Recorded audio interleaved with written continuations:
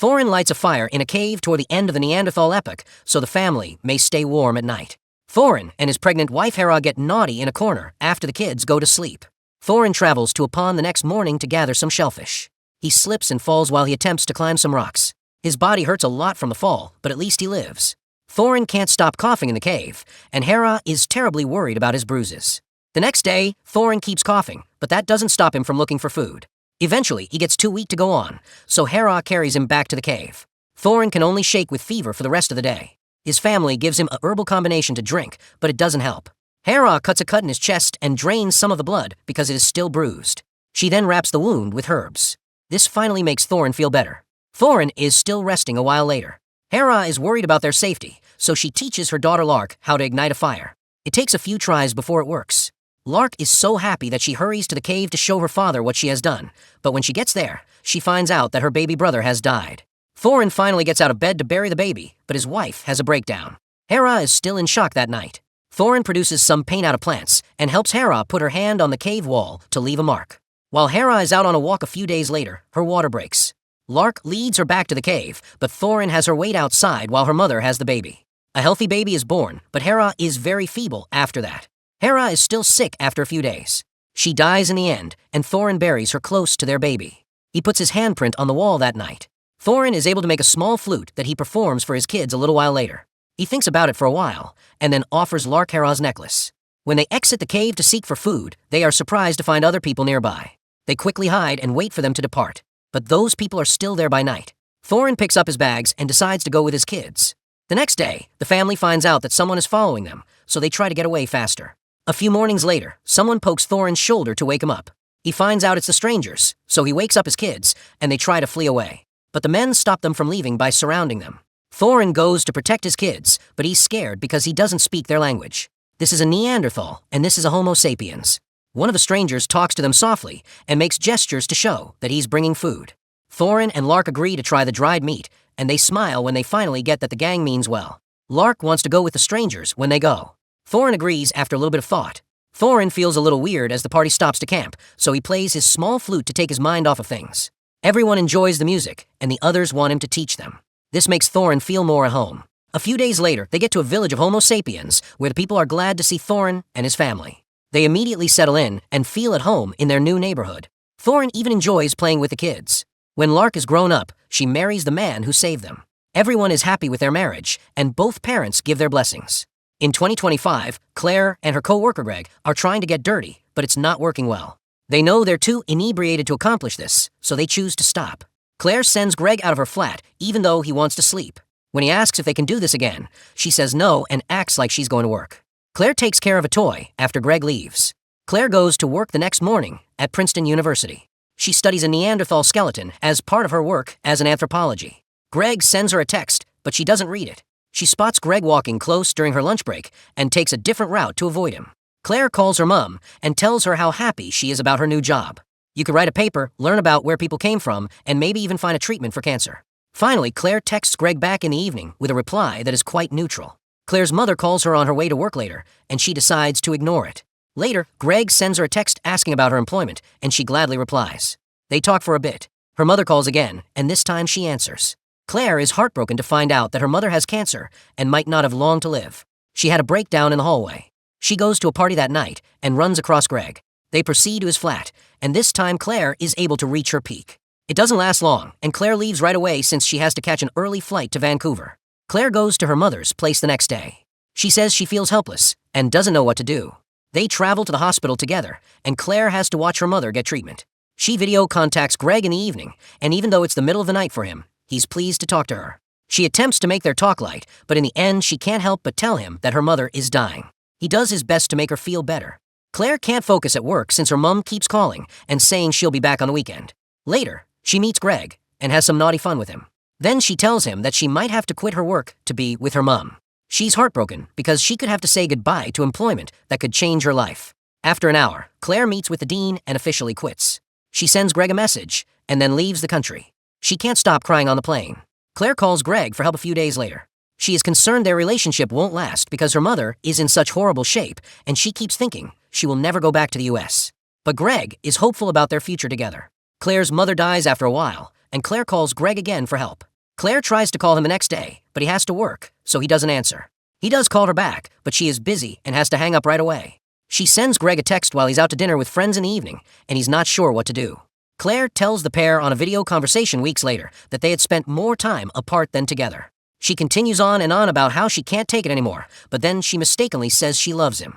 Greg thinks it's funny and says he loves her back, but Claire is still mad. Greg moves in with Claire a little while later. She says that she has been able to persuade the university to let her maintain doing research from home.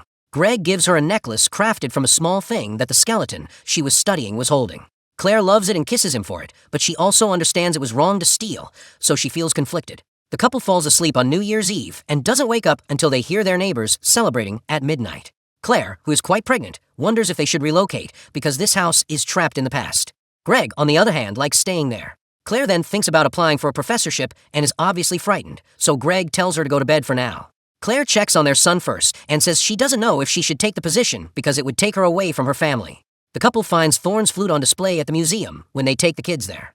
The Neanderthal art also looks like him, which suggests that the skeleton was him and Claire's jewelry was Harris. The tour guide asserts that Neanderthals weren't smart, but Claire and her son quickly correct him by pointing to the flute as proof. Claire tells her kid how important it is to be together once the guide goes. She points out that the Neanderthals and Homo sapiens made families together. Aboard the distant future, pilot Coakley wakes up aboard a starship that is very advanced. While working out, she talks to her AI co-pilot Roscoe and asks whether they've gotten to their goal yet. They've been on the road for 210 years, so they still have 126 years to go. She makes a joke, although she is very lonely. Coakley has lunch after fixing some things. All the food is merely pureed versions of classic cuisines. Coakley interacts with the screen on the table and talks about the ship's impact deceleration while he eats. Roscoe informs her that's its duty and is worried about how she's feeling, especially because Coakley hasn't been sleeping well. Coakley then checks on her plants to see if they are getting adequate water. Roscoe checks the dirt and says they are. But just a few minutes later, Roscoe says that the level of oxygen has dropped by 1%.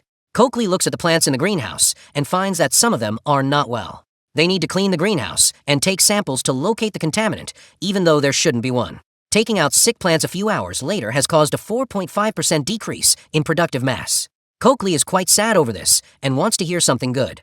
Roscoe surprises her with a humorous joke. Coakley asks Roscoe what their acceptable margin of error is while they are doing the tests.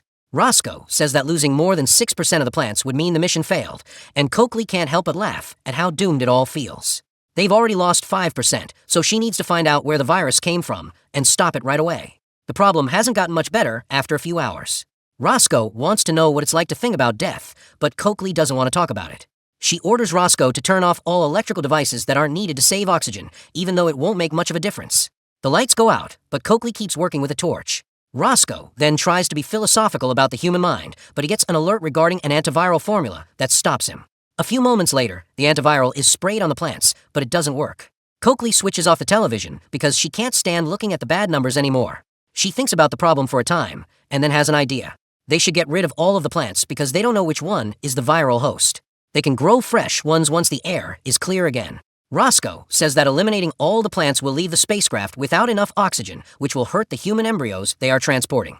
Coakley knows that she uses 98% of the oxygen, so she suggests she should kill herself and let Roscoe take the infants to the next planet, where robots could perform all the work. Roscoe doesn't believe that an AI could parent kids, so he wants to find ways to generate more oxygen instead. He will have to do some maths to find out if they can build a backup greenhouse.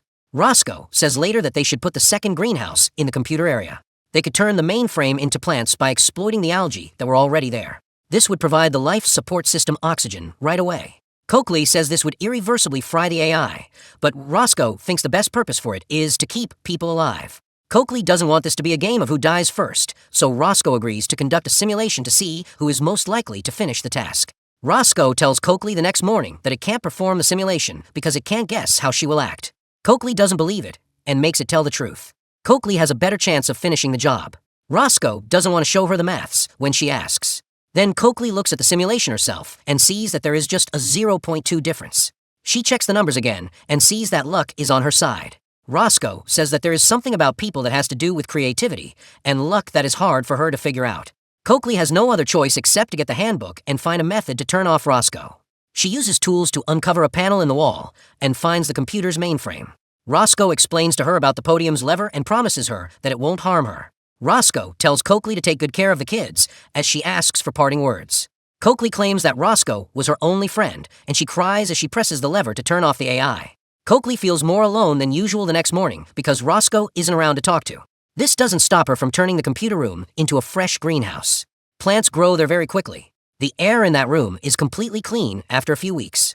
Coakley is ready to move on, so he looks over the booklet again to learn more about artificial wombs. She is able to set one up in the nursery, even if it is quite hard. Sadly, the experiment doesn't work after just a few hours.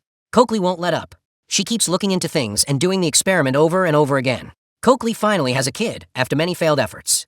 She calls the infant V. When V is old enough, Coakley informs her that Earth is dying and that this spacecraft was built to create a new civilization on a new planet. She also says that everyone on the ship had their DNA changed to make this scheme work. The babies grow very quickly so they can have more offspring, but Coakley aged very slowly so he could finish the job.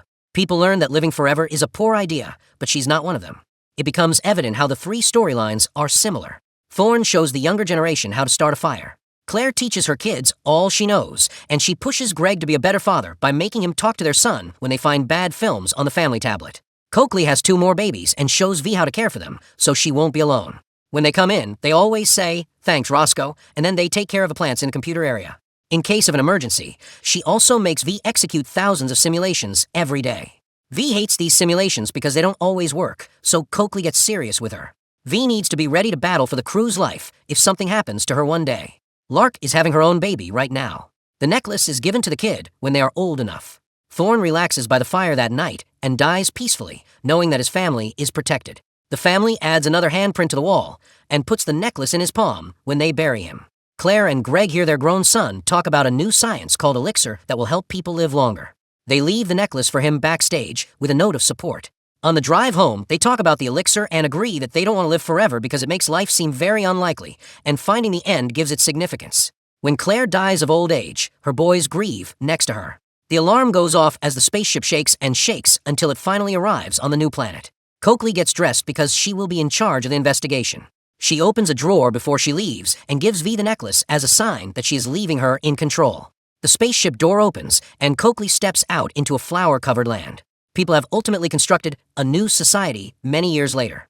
V has grown so quickly that she dies of old age before Coakley. She is buried with the jewelry. Coakley goes back to the old spaceship to have a breakdown since no parent should have to watch their own kids perish. Like, share, subscribe, and set on notifications to see more videos like this one. Thanks for watching.